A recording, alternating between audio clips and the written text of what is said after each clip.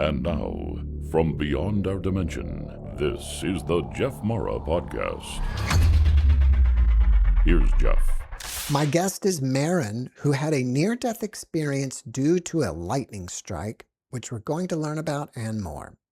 Maren, thanks for joining me and welcome. Hi, Jeff. Thanks for having me. Well, Maren, let's start on the day that you got struck and go from there. All right. Well, it was July 3rd this year, so just a few months ago. And my kids were coming in to visit Vermont, and I was just kind of getting things organized. I was in the kitchen. The day was clear. There was no clouds in the sky until I decided to go do dishes. And then this cloud layer showed up, and there wasn't a storm yet. And I think I was the first lightning strike of the storm. I had painted a little bit earlier that day and left a very small, like a 5-foot aluminum ladder kind of in the courtyard in front of the window that I was washing dishes in. The window was open. And I guess it sounded like an explosion, like a bomb went off right in my courtyard, basically 10 feet in front of me. And the lightning hit the ladder and splintered and went right through the window, up my arms, and met in my neck and then grounded out my feet. So I remember the blue, white, amazing light that this lightning produced. It was just the most incredible light I've ever seen. And I watched it basically in slow motion, even though it was fast as lightning, come right at me. And I was like, wow. And I watched it hit and run up both of my arms. And then I couldn't watch it as it connected in my throat area.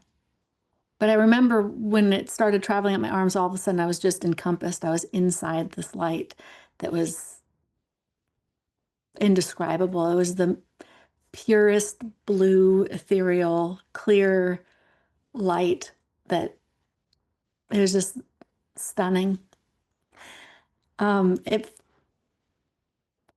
was knocked off my feet, and I had kind of a strange reaction to it. So it must have been similar to a chicken with its head cut off. You know, it's still running around. The body is still thinking it's viable.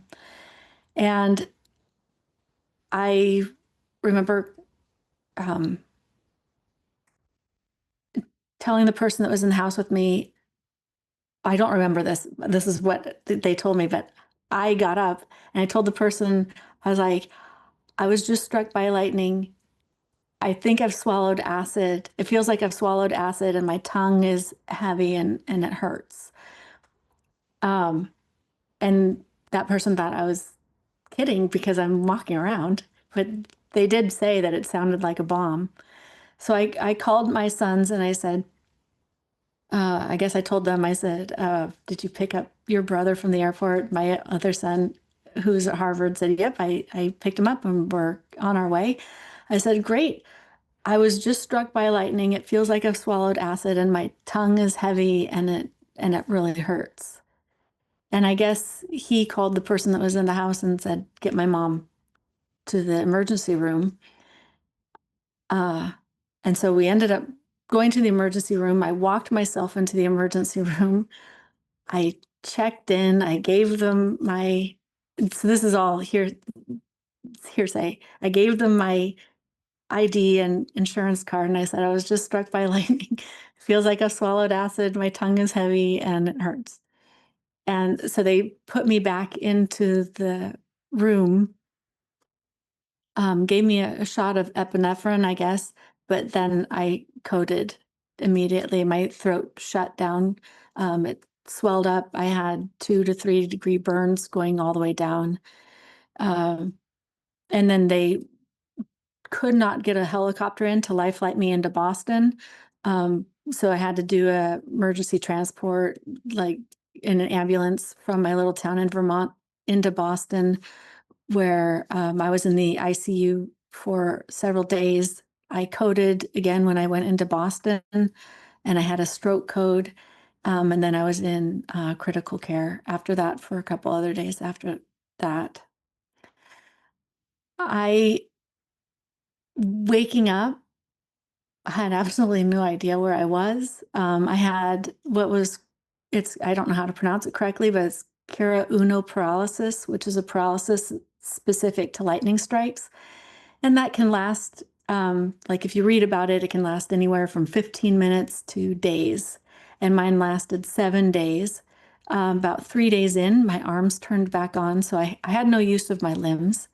And then at day 7 or 8, I got use of my legs again. And during that, you have amnesia and all of these other things. Learning to speak again was very hard. But where was I? That's the biggest question. That's what people ask, what happened? Where were you? So, a little bit about me. I spent my life studying consciousness. So I've studied, where does consciousness reside? How does this body interact with consciousness? Is the spirit or soul housed within this body?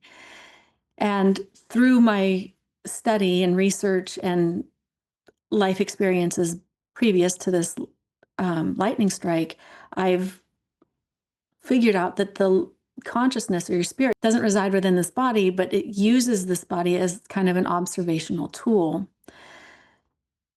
So when I was struck by lightning, the focus, when my body wasn't animated, the focus wasn't earthbound anymore. And the best way for me to describe it, because everything that happened outside of this body in the ethereal plane now has to be translated by my brain to something recognizable. So when you hear near-death experiences, some people might meet God or Jesus, or they see other things, or some people have terrifying experiences. But everything that they're relating and saying is a translation of non-translatable ethereal information. So they're taking this incredible experience and having to make it two-dimensional so we can understand it. For me, it was like being inside the epitome of harmony, where the harmony is so fantastic and so great that it's equates to nothing. It's where all creation was residing, and where the totality of my life experience here on earth turned into a magnificent music note. And that music note became part of an ethereal symphony. There is also a point where this orb looking kind of thing showed up. And it was made of almost like cherry blossoms. So they were stacked all the way around this orb. And every single one of those cherry blossoms was a representation of every possible life experience that I could have as Maren on this earthbound plane. So if I made a choice to go left, I also made a choice to go right. And those two choices came together to create this harmony. So I saw that we are living out karma in real time, even though we don't see it clearly that way. We're experiencing both sides to every choice that we make here on earth, and that creates this magnificent, beautiful harmony, this music note that goes and joins this overarching symphony that is beyond love. It's beyond compassion and humility, and saying you're going home isn't home enough. It is just not. There are no words to describe it. It's the most beautiful, peaceful place ever. An interesting experience, part of this experience, was that I did have my sons by my bedside. And when you believe you're losing someone or someone is hurt, many times we barter. We send barters.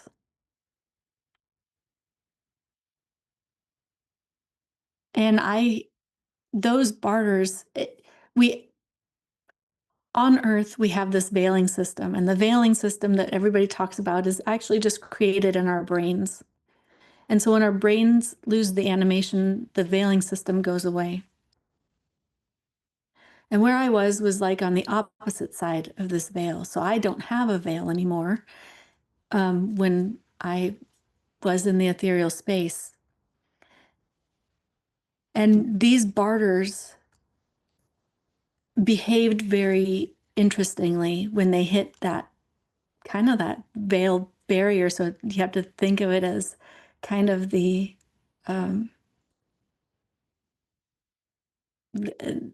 breaching the atmosphere, as atmospheric layers.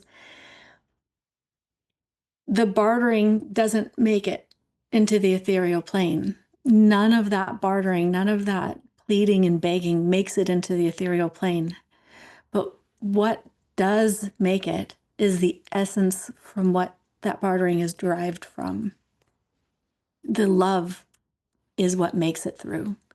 And so I could feel the essence of what that was saying was, I love you and I miss you, basically. And I would do everything I could sending it back like, hey, I'm okay. It's wonderful. And I'm not away from you. I'm right here. In fact, there's no distance between us. The only distance that's being created is that veiling system of your brain, because I was right there, right? I mean, right there. You couldn't get any closer. So when I could feel those prayers and you just want to hug them and tell them it's going to be okay, that not only am I okay, uh, it's there's no pain, there's no nothing that has to happen, and the love is just completely intact. There's no separation. As I was coming back, um, and I think that's when I had my stroke code, was when my body started reanimating. Everything was very shiny. I remember everything being very shiny, almost like even when my eyes reopened and I was looking around, everything sparkled. And things sparkled for weeks after that. And periodically, I still get like this little shimmer, but it's just gorgeous. I that opening, and I'm going to say opening, that transition from the ethereal plane to opening my eyes was so smooth. And I think it might have helped because I did have that amnesia, that it was just allowing me to almost look for the very first time, open my eyes and look around for the very first time. I had no idea where I was. I had no idea what time was. I had no idea. And I remember looking around, I saw my sons, and I was trying to, it's not like I didn't remember them. I remembered them completely, but I couldn't place where we were. I couldn't understand where Boston was. I couldn't understand where Boston was, not only in the country and how I got there, but globally. And I had no idea where I was universally. It was just non-existent. It didn't make any sense. The location of being in Boston in the hospital made zero sense to me. And and so over the course of a couple of days, I started to get a grasp on what it meant to be in a body and how this body reacted to, I guess, the gravity kind of thing where, there's limitations to it.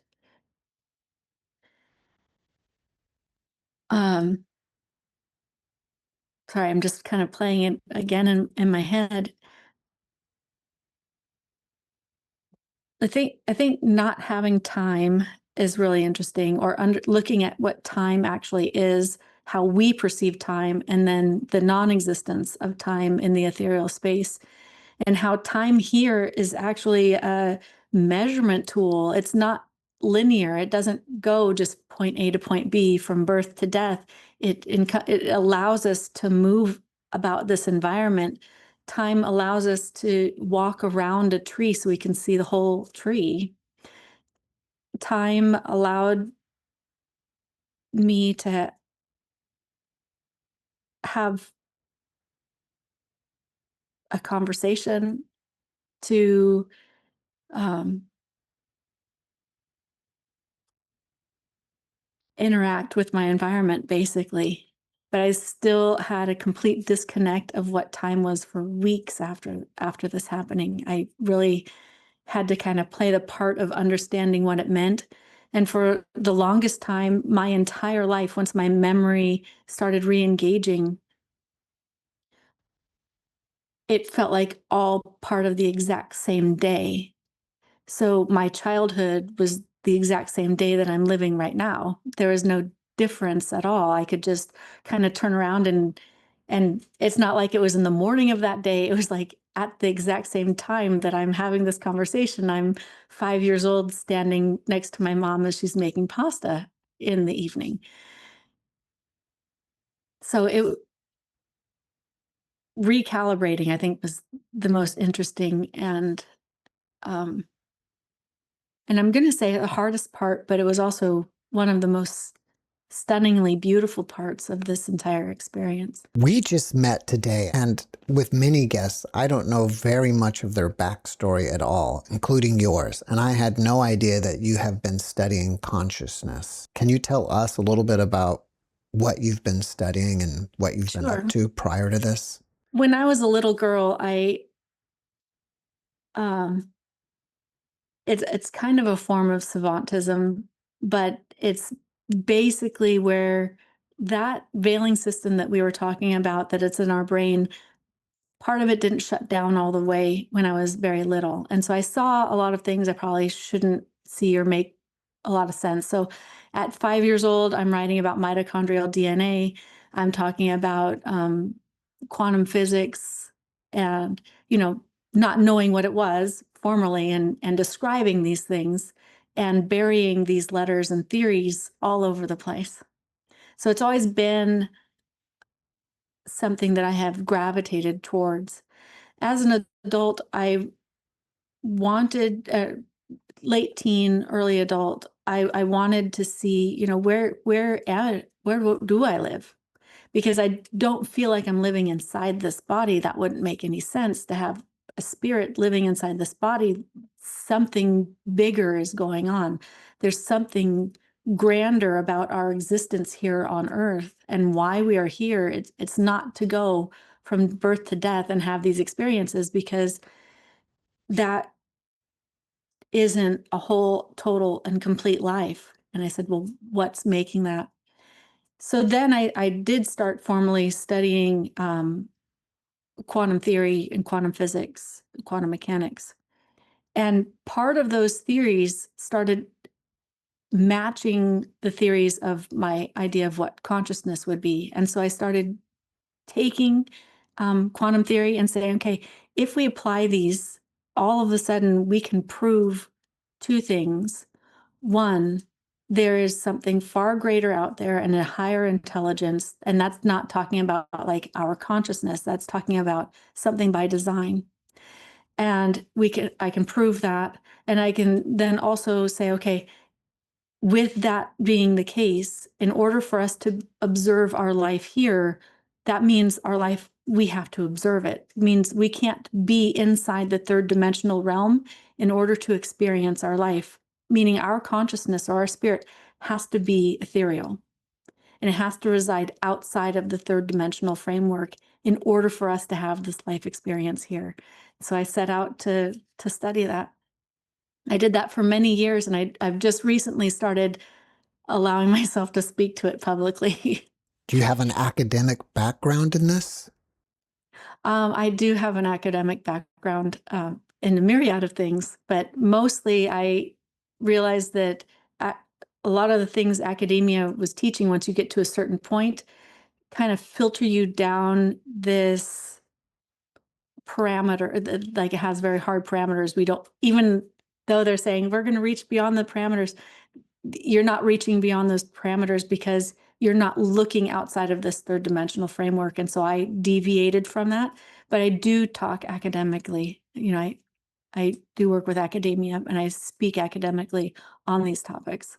I feel like sometimes near-death experiencers have a version of acquired savant syndrome, Mhm. and it seems to open them up, like you had as a child. And my point is it possible you had another NDE as a child that you don't remember?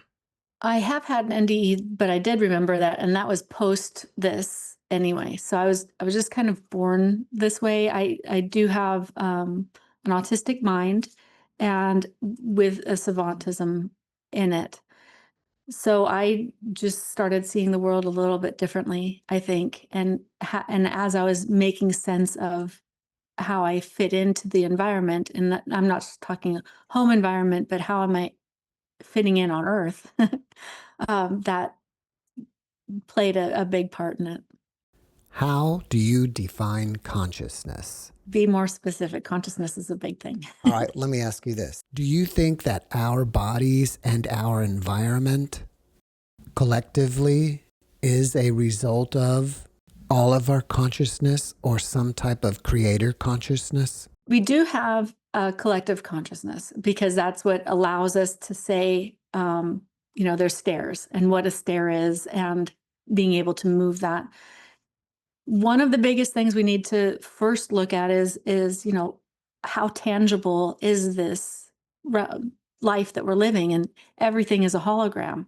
I mean, if you look at your hand, even though it feels solid right now, it's actually a hologram. If I had a high enough power microscope, I can look right through my hands because it's just a bunch of atoms buzzing around together. That's it. There's nothing real or tangible that way. Uh, Consciousness is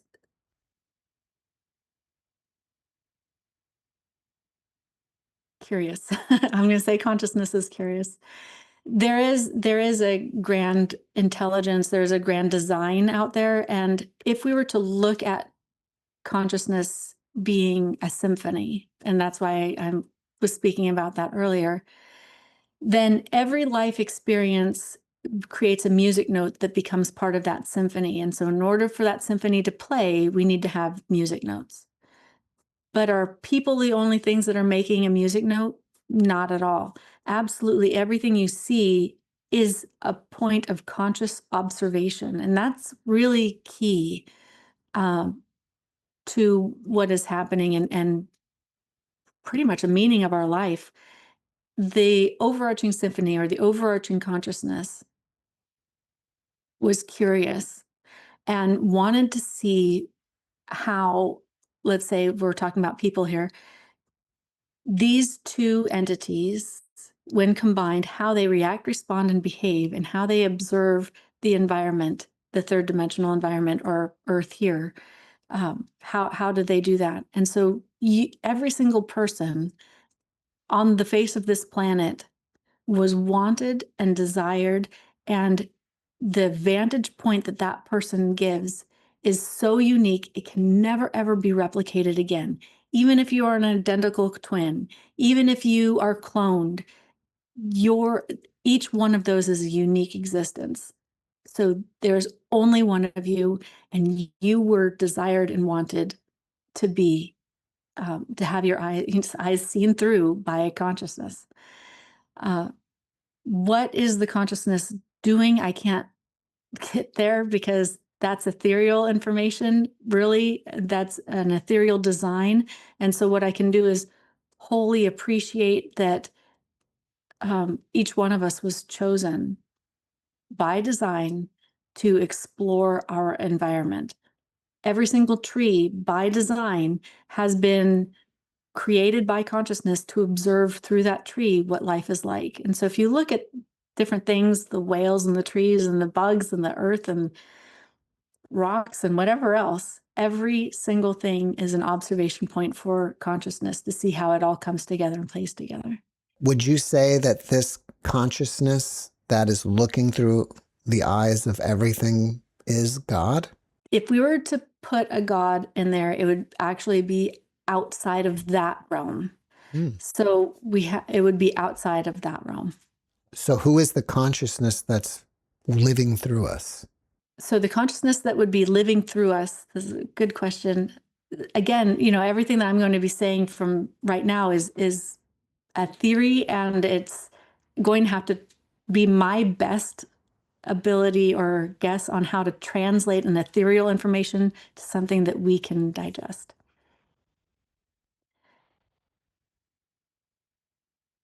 If we were to look at layers, if we were to take existence as layers, the third dimensional realm is the teeniest, tiniest little layer. And that, when I talk about the third dimensional realm, I'm talking about the entire universe. If anybody wants to talk about a multiverse or any universal plane, anything that we can observe that is on the third dimensional realm, which we cannot see anything that's outside of that. We're going to pretend that that's one plane. And then let's say that that resides inside of another plane. And in that other plane, we're going to say, okay, that's the ethereal realm. And the ethereal realm, the third dimensional part is part of that. That next layer is where the consciousness that's going to be observing through us, our lens, and it's not the same one. There's a whole bunch of different symphonies out there, but our personal consciousness that has a whole bunch of different music notes that it's observing lives and resides in that next layer. And that's outside of the third dimensional realm. Beyond that, and I would say that if we were to think of that realm, we would think of that as a magnificent meadow. Because there are so many things growing and blooming, and it's vibrant and rich with life. And so we look at that symphony and the epitome of that harmony that can equate to absolutely everything and nothing simultaneously. Outside of that is, we'll say, a next layer, and I cannot breach that layer. But I've seen a snippet of that layer. And how did I see a snippet of that layer? My son passed away about 10 years ago. He was an Army Ranger and had PTSD and took his life. And he was a great haunter. He still is a great haunter. About 4 years in, I was in bed, and I hardly ever had like visitation dreams, just because he was so active during the daytime. He was just very active. And he said, I want you to come with me. And so I went with him, and he says, I just want you to know that I won't be seeing you for a while because I'm going somewhere else. And he said, but I want you to see I'm going to be okay. And he takes me in, and so again, this is translation. He takes me to this, it almost looks like you wouldn't have known that there was a curtain there. You wouldn't have known that there was a veiling system there. And he just pulls it back just very briefly. And it is the most beautiful place I've ever seen in my life. And I started going in. He says, no, you can't go there. You can't go there yet. And he says, but that's where I'll be. And it was the briefest snippet of what it was. And then the veil closed, and again, translation, he walked me back to say goodnight. And that was that. And for the longest time, I couldn't figure out what I had just witnessed because there's nothing even equatable here on Earth in any way on what that was. And I was having a conversation with someone a few months later, and it just dawned on me that what I saw was creation. So if we're looking at these layers, it was this creation. And that's the only word that could come close enough to what that would be. But that was outside of this next veiling system that I don't think an earthbound person or an earthbound entity can go there.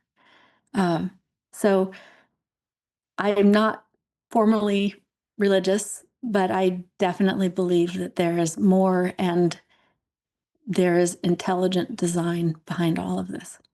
Are you saying that the being or the consciousness that lives through us resides in that layer beyond the ethereal realm? Yeah, the one that's utilizing our body to witness is part of that meadow layer. So the next ethereal layer. So if our brain stops animating and we say, okay, we've just breached and we've gone to the other side of the veil and we've seen heaven, or, if you're going to use that word, that's where that's residing. That's just like the afterlife realm. Kind of like that. So I don't believe in an afterlife realm, but yes, Right. kind of like that. Right. Just for simple classification. Yeah. Like we're in 3D and then the Yeah. afterlife realm is the meadow. Yep. And then the realm beyond that is the A creation realm where God exists. Yeah, I guess that would, if I had to segregate it and I had to put it into human words, that would be similar. Okay. You talked about how our brain creates a veil between this 3D realm and the meadowland. It sounds like to me that they're superimposed upon each other in a way because you are there but here at the same time. So can you explain how that works and how our brain separates the two? Sure. So our consciousness is not residing in this body, and that this is key to how this would work. With the consciousness residing in the ethereal plane and saying, hey, you know what, I want to create, and I'll use myself, a Maren Muter little body, and I want to see how this body reacts, responds, and behaves to a myriad of situations and into this environment. So as the body is being created and in utero, there's no veiling system needed. But as the brain is developing and stuff like that, it's creating the tools to veil off the ethereal realm. Because once the baby is born, so once we are born, we are now officially a third dimensional creature. We were a third dimensional creature inside. The second insemination happens is when life begins. There's no ifs, ands, or buts about that. And it's a much larger topic, but because we'll be experiencing absolutely every possibility to this life in order for it to be whole, total, and complete, whether it's a complete pregnancy or not, the life experience is full. So when the baby is born, what happens is the brain animates. This is really the first time the brain animates independently for this body. So it's kind of like revving the engine. Even though we were building the engine in utero, and you can see brain patterning and brain activity, and you're starting to memorize things and study the environment you're going to be entering, you haven't entered space yet. So right when you're born, you enter space, and this brain veiling system kind of closes off all transmission from the ethereal plane. And it has to do this because the ethereal plane houses so much information. that if you didn't have a veiling system, it would be like turning the radio on to a channel and having every single radio station on the face of the earth playing simultaneously out that same channel. You would not understand anything. And most of it would be completely irrelevant for your life, right? So what happens is we have to learn now how to communicate and interact with our life here. So slowly, as we begin this, we start crying, and we realize that crying equates attending to. So we get attention with this. And that veiling system begins to open and says, okay, now we've learned this form of communication. Let's bring in a little bit more information that is usable and relevant to your life here. And so the more we learn what's relevant and how to use the information, the more information that our brain allows in. This veiling system cannot allow ethereal information in because it's not relevant. It makes zero sense, and it would just add complication to this life and make it so we really couldn't interact with the environment. So our brain is specifically tuned to the third dimensional realm. And then within that, as we grow and interact with our environment, more information and more complex information is allowed in. Once we are born and the veiling system kicks in, does amnesia take place and we no longer remember the other realm? Well, there's no need for amnesia. And we don't have to remember the other realm because we already reside in the other realm. Our consciousness is in the other realm. So there's no amnesia that needs to take place. So if we look at our body as a utilitarian, and it's much more special than just being utilitarian, but it's utilitarian to our consciousness, that we can see that with it being more of a tool for observation, there's no real memory lapse. So that's kind of like when I had the amnesia coming out of the lightning. I didn't know where I was here, but I was more connected there. I had more of the feeling of being connected there, even though I wouldn't be able to translate anything. And most of it just showed up as blackness because it harmonized so perfectly that there was nothing for me earthbound to see. None of it was relevant.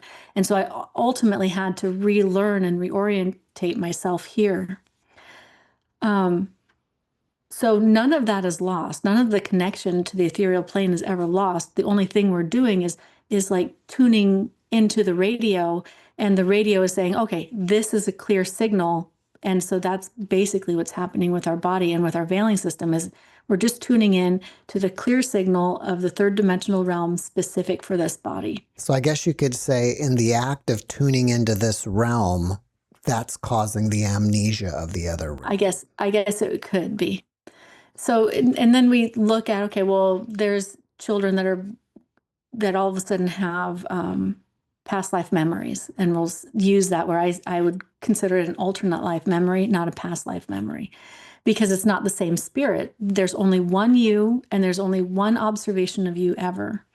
But when we get these memories that come in, especially in childhood, we'll see that the child, what's happening is the brain is saying, oh, this is particular ethereal information from this particular life experience is relevant here for some reason. And so the brain is saying, oh, yep, we want more of this information. This is relevant to our life here. The second that the brain realizes that information and that entire life information from an alternate life information is not relevant to this one, it shuts off that information and says, no more, and it sends it out. And usually the child does not remember having those memories. It's the parent that remembers, and the parent reminds it, but the child's brain says, nope, we don't have any of that, and we don't need any of that because it's not relevant, and it doesn't want to skew or muddy the waters of the new child's life. You're saying that we don't want to muddy our lives, right? by not That by not remembering, the meadowland and all that other stuff. correct. Why are you remembering all this stuff? And thinking about all this stuff and having access and having the NDE, wouldn't that be completely muddying up your experience here? No, my experience here on this particular life trajectory is there are some people that are wonderful bakers, and baking is what they know, and cake decorating is what they know, and there's other people that are plumbers, and they are amazing plumbers, and there's artists, and there's doctors, and all of these people have, you know, specific aptitudes that get them through this life, and that's what that is. For me, my aptitude is this. It's not muddying anything else. So if I were to, trying to think of a good example of it, because if I were a boat driver, if I was a ship captain, and all of a sudden, as I'm driving this ship, this giant ship, irrelevant information started coming in, I would not only endanger my life, I would endanger everybody on the ship, and that would be muddying the water. But because my aptitude is towards this and is not really towards anything else, I'm not muddying the water. However, if something else comes in, like all of a sudden I'm supposed to, I'm working on this, and all of a sudden I'm getting like information on underwater basket weaving.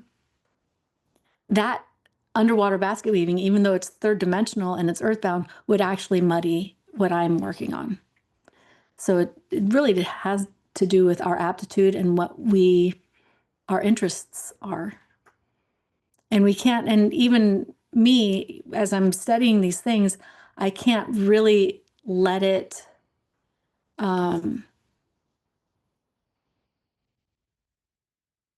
I take everything with a grain of salt. I think that's the most important thing, is I take everything with a grain of salt. I know that I have no immediate mission here. I have no job I'm supposed to be doing down here. I'm strictly an observational module that is curious about how all of this is working, but I take everything with a grain of salt. I don't take any of it very seriously. I mean, I take it seriously enough, but I want to get back to you talking about that we only have one life. I'm not really clear on that. What do you mean by that? And also about alternate lives. okay. There will only ever be one you. Jeff can never come back down as a different person.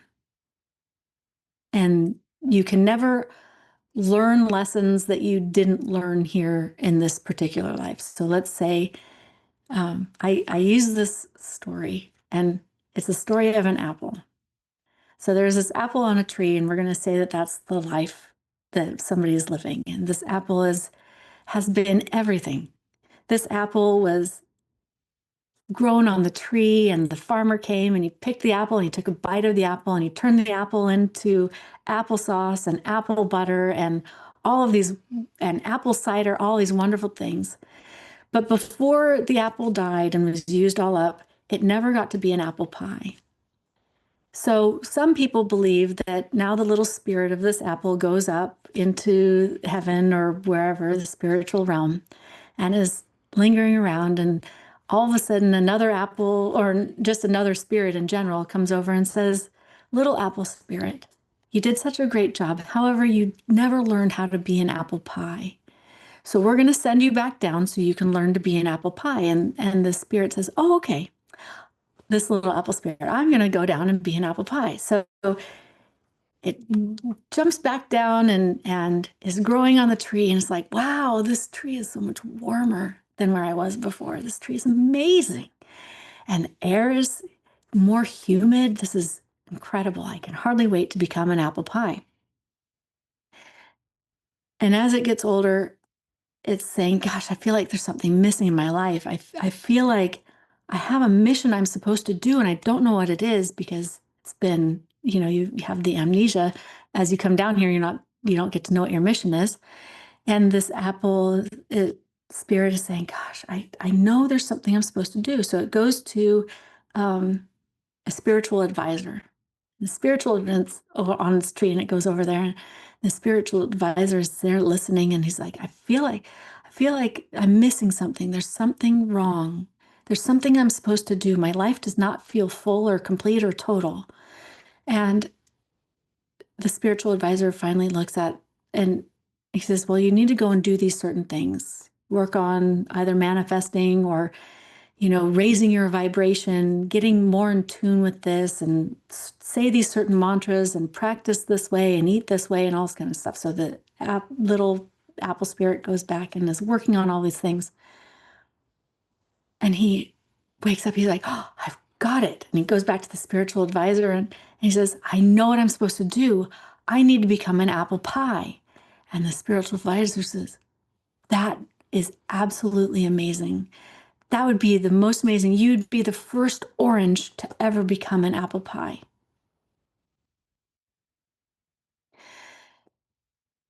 If Maren dies right now, and I go into this ethereal plane and something comes to me and says, hey, you didn't learn all the lessons you're supposed to learn here. We need you to go back down. I would never be able to learn those lessons because there is only one Maren Muter. There is only one JeffMara. And we can never, ever be replicated, no matter how much we try, which means that our vantage point to innumerable situations can never be replicated. So we can never learn different lessons that we didn't learn here before. It's a no cloning theorem. There's nothing that can ever truly be cloned. There's nothing that can ever be replicated, and that's including us. Our lives are so incredibly special and so incredibly unique. There is only one of you, only one of me that will ever be in existence, ever. So you can never come back down and learn something again. So then what do we do after we die? So I think this is where our third dimensional understanding of what life is, and we're very linear thinkers here, what's next? It's like school. So now what are we going to do? But it's not the same over there. It's not the same on the ethereal plane. So the best thing that I can explain is this. Your consciousness is already where it needs to be. It's already doing what it needs to do. And your life as an observational tool here becomes this beautiful music note. It's perfect harmony. It doesn't have anything else it needs to do. And when this body dies and the brain stops its animation and the focus of attention is no longer at this body, the life experience here that is whole, total, and complete, it has completed both sides to every scenario. It becomes this music note, and this music note becomes part of this overarching symphony. So the best way I can describe what your consciousness is in this beautiful meadow is imagine a symphony, and this life experience is a single music note in the symphony. It plays a very important role, and it's essential to making that symphony sing, basically. And that's what we become. That's what this life experience becomes. But our consciousness continues to observe and learn and whatever else it's doing up there. It's curiosity. Our consciousness continues its curiosity. So our consciousness can go and potentially explore other realms and do other things. Absolutely. And it's doing that. So one thing that we need to understand is our consciousness isn't just looking at Maren or Jeff. Our consciousness is doing a myriad of things simultaneously. So it could be observing some other realm completely at the same time that it's observing us. So it's got its hands in everything. So let's bring back in alternate lives because, as you talked about earlier, some people feel like they're remembering their past lives, but you're saying that's an alternate life. It's an alternate life. So if we look at the overarching symphony and all the music notes out there, that overarching symphony is around us all the time. And we're just going to say that just for this conversation's sake, we're going to say that that's the Meadowland. And there's a whole bunch of symphonies up there. And each one of those symphonies is made of individual life experiences. Okay. As that brain filtration system is happening, it's pulling in ethereal code. Everything that we see is an ethereal code. So, for example, this desk behind me, the color, the shape, everything is an ethereal code. And the stairs we walk on are ethereal code. And our brain is saying, okay, this code coming in means this. This code coming in is relevant. If it's an ethereal code that is not relevant, that code isn't going to come into our brain. Now, the overarching symphony is filled up of life experiences, and each life experience is a coded system. And as this information is flying around us all the time, I mean, it's right here. We are not separate from it. It's everywhere around us. And our brain is saying, is this recognizable? Yes. And if it's recognizable, it kind of keeps going down that filtration system and it says, okay, is this information relevant? And if it's relevant, it brings it in and we know it, we remember it, whatever it is. So with specifically children that are having alternate life memories, what's happening is this ethereal information is playing around and something has triggered this memory to come in. So maybe they were playing with blocks and they were building blocks, and the shape of the building that they're making, all of a sudden this ethereal code out here is going by and it has a similar shape. So it's playing matchup. And it starts coming in and says, does this look familiar? Yeah, it totally looks familiar. Okay, and is it relevant? I think it's relevant because it's a young mind that doesn't know any different. So it's trying to pull in this information and it's saying, okay, as I think it's relevant. And all of a sudden, this music note filled with memory or life is starting to play pieces of it. It's not the whole life. It's just pieces that match this memory game. And that's what the child is remembering. And, you know, we have children that are like, I was murdered and here's my body. But it's a memory game. However, as soon as the brain of that child realizes that, hey, this isn't my life, this isn't relevant, we're shutting that frequency off. We're shutting that code off. And it does. And it shuts it completely off because it's not relevant. So what you're saying is that these memories are of other people's lives. Mm-hmm. And exactly. you're just kind of somehow connecting with their lives. Pulling them in temporarily. Right. And assuming they're yours, but they're not. Correct. You know, and we see, and it's not just through alternate life memory that we see through children. Children see things that we don't, just like animals see things that we don't as adults. But as the child grows up, it starts to understand, or they start to understand that seeing the things that they're seeing, so let's say that they can see spiritual entities or whatever it is, that soon becomes not relevant to their life. And that, we talk about muddy waters, the more they see it, the more it's like clashing with what the collective reality is. So if I have spiritual entities telling me something, and not that they would be telling them anything, but they have to put a delineation between the third dimensional realm that they're in now and things that are not relevant to that life experience. And so their brains start shutting it off. There's a lot of people that I've spoken to that say, you know, when I was a kid, I feel like I had all these mediumship abilities, or I had, you know, spiritualist sensations, and all of a sudden it went away, and I want that back. I want that connection back. Well, it went away not because you did anything wrong, you did everything right.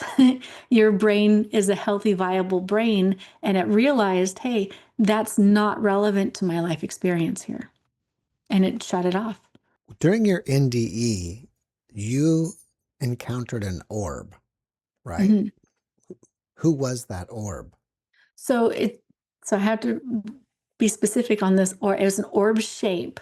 And on the shape of this orb were trillions of blossoms that looked like cherry blossoms. And every single one of those cherry blossoms was a potential that my life as Maren Muter could play out. So essentially, that orb, I was in because my consciousness, and my consciousness, which is me, was looking at Maren Muter's life in all its totality. And so that orb shape that I was looking at was my life. Essentially, could you say that was your higher self with potential outcomes? No.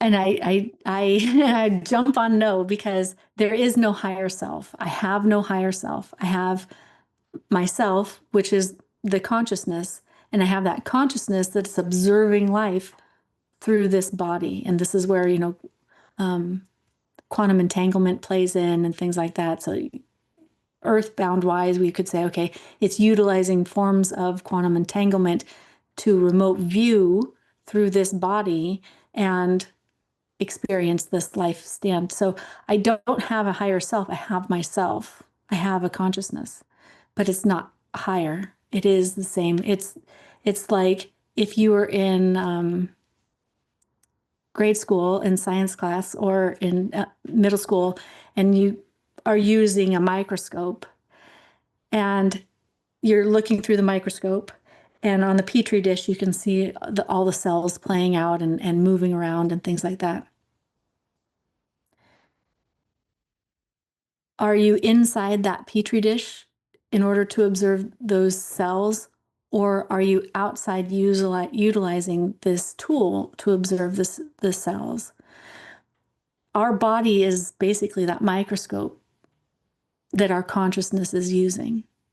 And so there's no higher self. It's just that our consciousness is using this amazing, incredible tool that it designed, that it wanted to use to observe those cells. Do you think our consciousness can manipulate this reality? For example, is it possible that you created this NDE in order to further investigate your theories and research? No, not what I believe. I'm gonna see something. Can I share a screen? Yeah. So imagine that you're standing on the pool deck and you throw this pebble into the water, and then now you see all the refraction of light. So we're going to pretend that this pebble is this body, okay? This body. Your consciousness is watching this pebble, it threw the pebble in. Now, this pebble, on its inception, also realized its death simultaneously. You can't have inception, you can't have beginning of life without death. So now we're going to say, okay, well, what is all of this refracted light around within the swimming pool? And we're going to say that the parameters of that swimming pool are the parameters of this body. The refraction of light that you see is like thunder to lightning. The lightning was the inception and death of the body, and you have reverberation outside of that.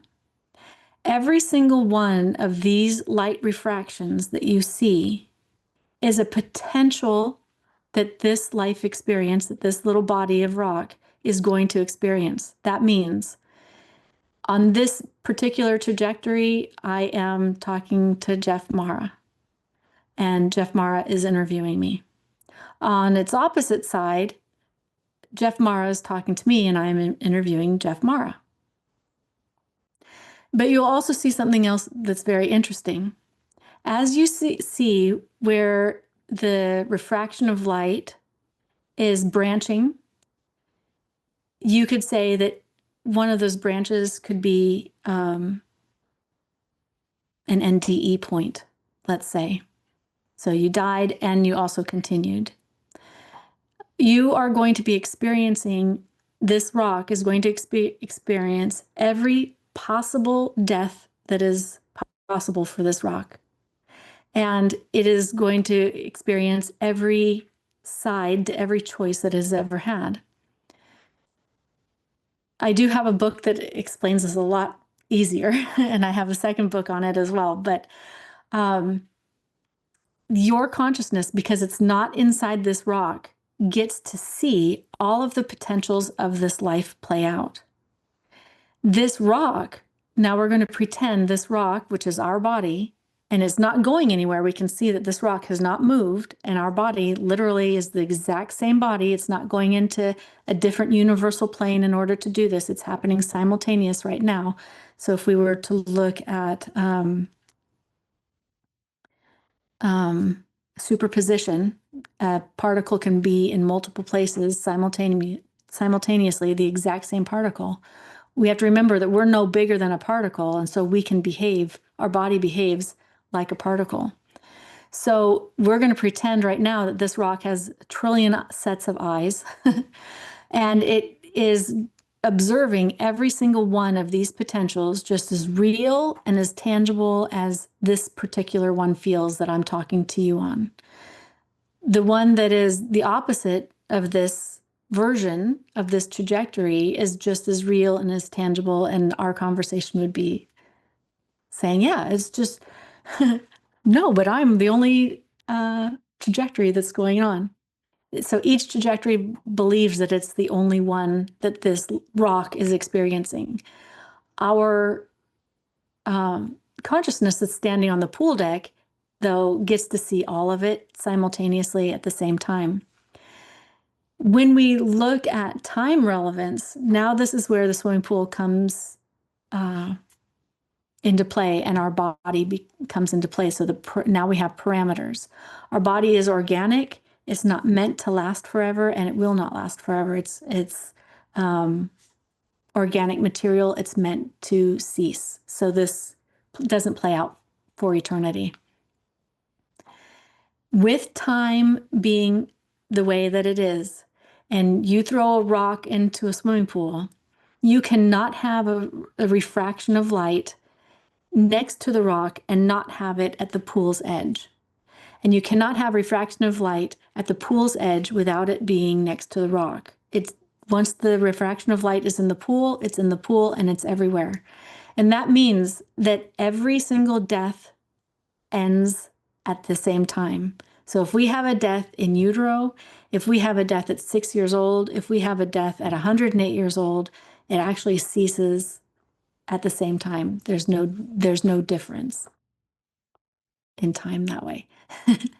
But like I said, this is going to be a huge other talk. I speak about this often. I have what we call fireside chats. And so people can come in and ask questions. We speak about this, and we speak about pretty much anything anybody wants to talk about. But we can delve into this subject and make it clearer rather than what we're trying to push right now. Are you saying that each one of us may be living at the same time 1,000 lives or 1,000,000 We are. lives? Absolutely. That's why karma exists. So the reason why people talk about karma being a life cycle, like you have to come down and repeat, is because when it was being described initially, it was hard for people to wrap their head around it.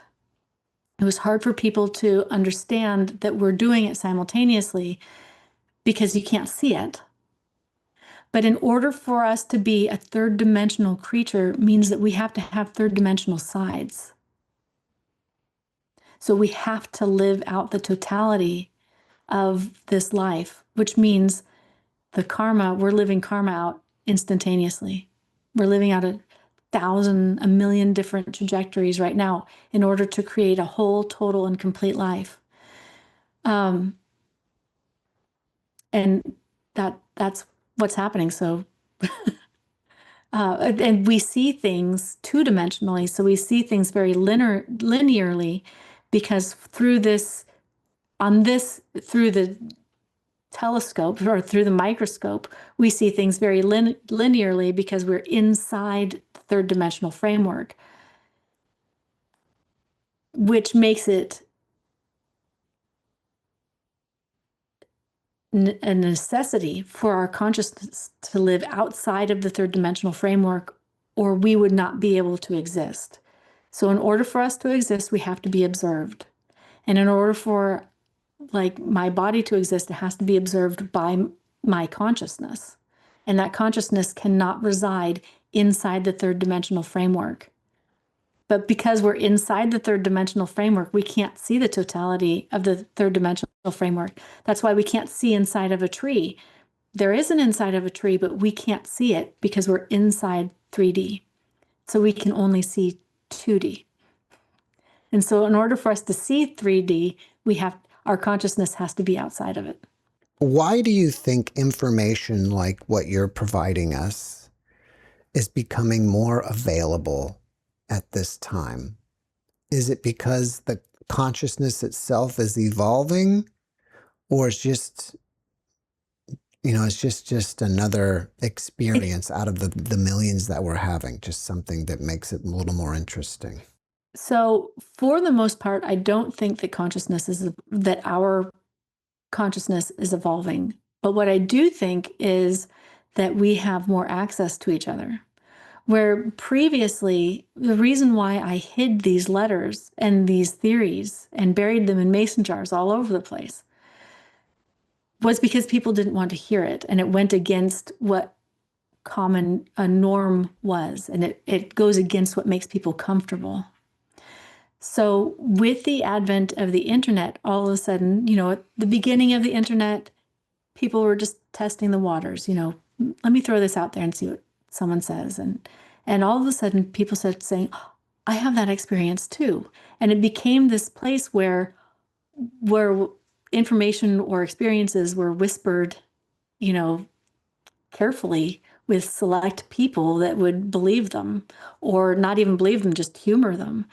And where you wouldn't take it to a mass because everybody would be like, oh, no, we can't talk about that, even though millions of people were having the same experiences. The internet made us so we can hide behind our screens. We don't really have to show our faces. And it allowed for a platform. And now now that people see that it's okay to speak about these things, we're showing our faces, we're talking about it publicly. And so it feels like there's this awakening. It feels like there's this, people are becoming more aware. But the truth is, people have always been aware. We have always been connected to the ethereal plane, connected beyond the veil. And we've had this innate understanding of that. And we're just having more liberty to speak about it. If we take all the information that you've given us today and apply it to our lives, how do we do so to have a more enjoyable and productive life? I think one, there's several ways that this could bring peace, or, I guess a peaceful sensation to our lives, is we can take ownership of choices. We're not actually making choices. When we have to decide if we're going to take the new job or not take the new job, we have to remember we're going to do both. Now we're going to have a branching there. So we're going to have a pull towards take the job, and we're going to have a pull towards not take the job. Both of those scenarios are going to play out. So don't beat yourself up if you think you've made the wrong choice. Take ownership of that choice and play it out. See where it goes. Create that curiosity. If it reaches an end point, it's okay. That end point, we're going to be experiencing our end points. If we can embrace the deaths that come with life, then we can embrace life. If we're running away from the deaths that come from life, then what are we doing? We're running away from life and we're not experiencing it. We're not allowing it to move fluidly through us. Life is brutal. Life is very hard. There's things that happen in our life that we have no control over. I couldn't control that my son died, and that is earth-shattering.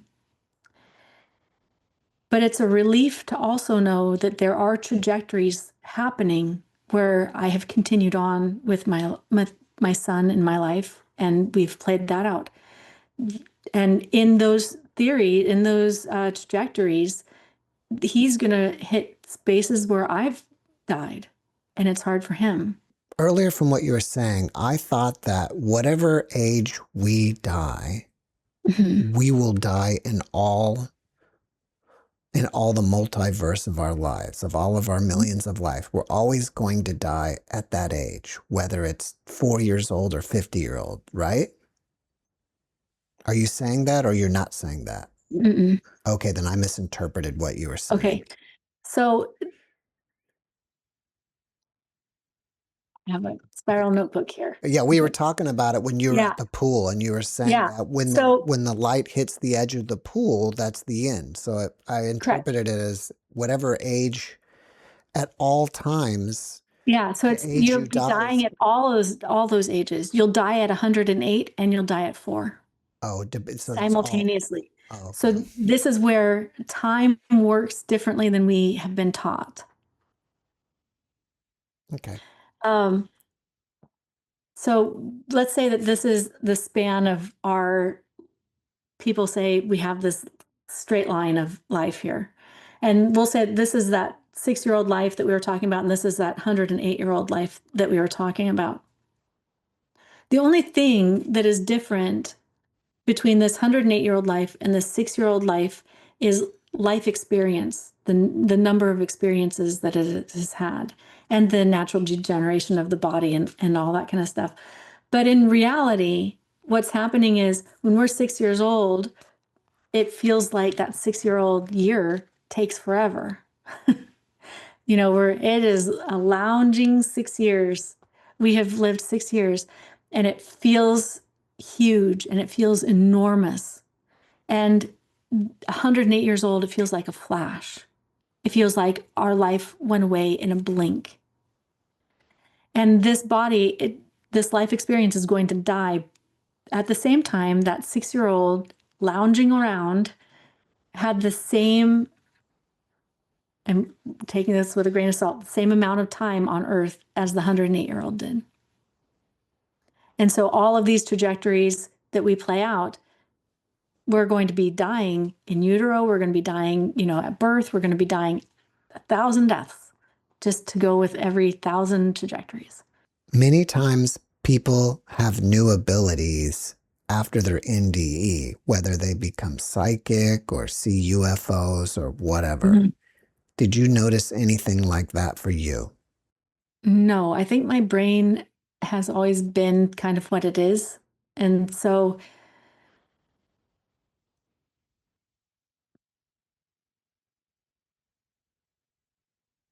for me, the biggest thing was I couldn't use electronics. I guess I remember that. I couldn't go around electronics. They would short circuit. My phone, I couldn't use my phone. I couldn't use a computer.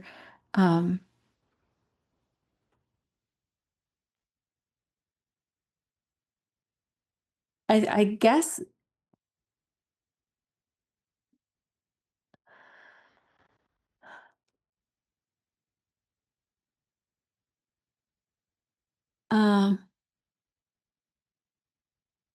I couldn't. It's one of the things I had what was called a boomer, but I told myself was like a boomerang brain.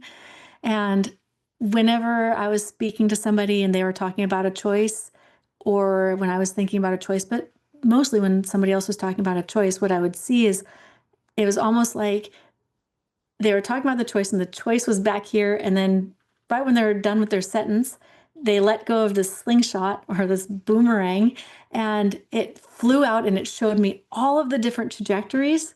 And then it sucked right back in. And that was really cool. It showed me like all of the different end points of this decision. That was really neat. I don't remember saying this, but I know a friend of mine told me that I had said it was very hard to quiet my brain, but it's not like it was noisy with a ton of things going on. It was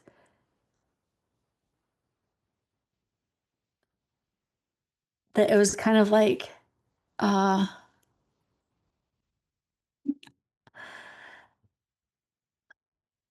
it was kind of like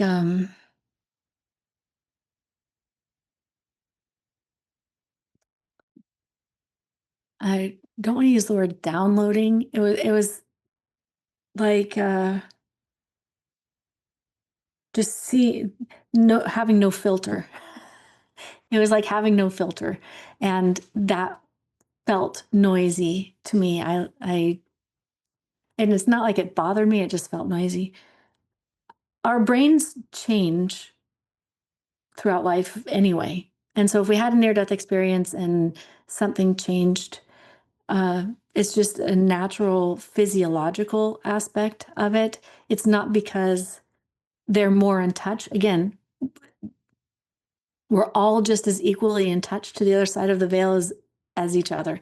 Nobody is closer to the other side of the veil. Nobody has access to more information. It's already always there. What can happen is sometimes that filtration system that our brain is skewed a little bit, or they're retaining the feeling of being over there. They might have more electromagnetic reading on the person in front of them, because we're electromagnetic organisms, and so we feed off of each other's energy. That's how we read each other. That's how you and I are able to speak today, as through energy waves.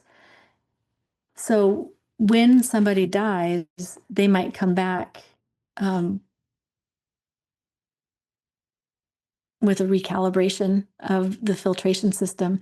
If it lasts forever, that would be amazing. But as their brain heals and comes back into animation, typically it fades off again. Might fade off immediately, and it might take a few years and might take a decade. But your brain will come back to its baseline, typically, or whatever new baseline that's going to be. If you had a friend that was grieving over the loss of a loved one, what type of advice would you give? Allow the grief to come. Feel every bit of the grief. And it's not wrong. And if it's scary, it's okay that it's scary. Because over time, that grief turns into something where you can actually feel that you're still connected with that person. And it doesn't have to come in voices, and it doesn't have to come in dreams, but you need to know that they can feel your love just as much as you can feel theirs. And in those initial stages of mourning, it might feel empty and dark, and you might feel very isolated, but you're not alone. And if it takes you a long time to grieve, it's okay. You have to remember that it's okay to grieve. That's what we're designed for. And I think sometimes people get caught in what's called a complicated grief, because they're trying to suppress a lot of the waves that come in because they don't want to make someone else feel uncomfortable. People that are not grieving, they're like, okay, it's been a month. Let it go. We don't want to see any more tears, but it's longer than that. And it's okay to laugh. I think that's one of the hardest things, is it's okay to be not okay. And it's okay to laugh and enjoy your life. And know that all of those feelings comes from a place of ultimate love. But, eventually you're going to stand up, and you're going to realize you can stand, and eventually you're going to walk, and you're going to realize you can walk, and it will come in time. During the podcast, you mentioned that you have a couple books and you have fireside chats. Mhm. If people want to find out more about what you're up to, do you have a website? MarenMuter.com. If they have questions for you, do you have a contact form on your website? There's a contact form on my website, and they can just email Maren at MarenMuter.com also. All right. And they can try some of the chocolate. I make chocolate every year, and I call this batch my lightning strike chocolate because I I thought I did the same recipe, but it might be a little bit different. Is it dark or milk? I only make chocolate. I don't worry about dark or milk. It's no milk. It's just chocolate. It's wonderful. Sounds If you send me your delicious. address, I'll send you some, Jeff. Awesome. Sounds great. Well, before we finish up, can you leave us with a last positive message? You are enough, just as you are. You are so unique and special, and don't ever let anyone tell you different. Maren, thank you for your message, and thank you for being my guest. Thank you, Jeff, for having me. It was great.